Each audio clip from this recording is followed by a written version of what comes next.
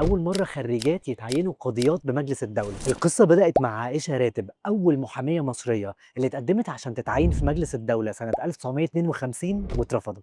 ومن وقتها وبقى في جدل كل مرة يتفتح فيها تقديم البنات. في 2010 الجمعية العمومية لمجلس الدولة رفضت قرار تعيين البنات بنسبة 89%، ولما رئيس المجلس وقتها صمم على قراره الجمعية العمومية اجتمعت تاني ورفضت القرار بأغلبية بنسبة 99%. في 2014 صدر دستور مصري جديد أكد على المساواة بين الرجل والمرأة، وعشان كده قررت أمنية جد الله صاحبة مبادرة المنصة حقها إنها تقدم طعن على قرار رفض تعيينها بمجلس الدولة، لكن برضه الطعن ده اترفض. في مارس 2021 أصدر الرئيس السيسي قراراته لوزارة العدل بالاستعانة بالسيدات كعضوات بمجلس الدولة والنيابة العامة، وبدأ فعلا في تنفيذ القرار بس كان عن طريق نقل قاضيات من مجالس تانية لمجلس الدولة. وفي 2022 بقى مسموح لأول مرة لخريجات الحقوق والشريعة والقانون والشرطة إن هم يقدموا على منصب قاضيات في مجلس الدولة. وأخيرا في 2025 صدر القرار الجمهوري رقم 447 لتعيين دفعة جديدة من الخريجين والخريجات كمندوبين مساعدين في مجلس الدولة